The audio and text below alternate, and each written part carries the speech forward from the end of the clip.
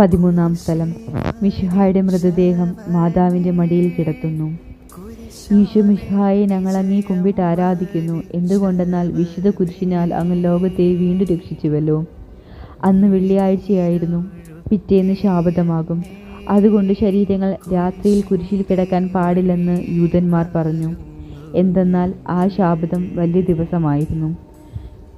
തന്മൂലം കുരിശിൽ തറയ്ക്കപ്പെട്ടവരുടെ കണങ്കാലുകൾ തകർത്ത് ശരീരം താഴെ ഇറക്കണമെന്ന് അവർ പീലാത്തോസിനോട് ആവശ്യപ്പെട്ടു. ആകയാൽ പടയാളികൾ വന്ന് മിശിഹായുടെ കൂടെ കുരിശിൽ തറയ്ക്കപ്പെട്ടിരുന്ന 2 പേരുടെയും കണങ്കാലുകൾ തകർത്തു.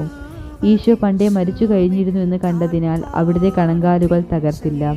എങ്കിലും പടയാളികളിൽ ഒരാൾ കുന്തം കൊണ്ട് അവിടുത്തെ വിലാപ്പുറത്ത് കുത്തി. ഉടനെ അവിടെ നിന്നും രക്തവും വെള്ളവും ഒഴുകി.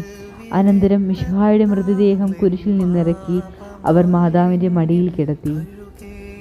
ഏറ്റവും വ്യാകുലയായ മാതാവേ, അങ്ങേ വത്സലപുത്രൻ മടിയിൽ കിടന്നുകൊണ്ട് മൂകമായ ഭാഷയിൽ അന്ത്യയാത്ര പറഞ്ഞപ്പോൾ അങ്ങ് അനുഭവിച്ച സങ്കടം ആർക്ക് വിവരിക്കാൻ കഴിയും?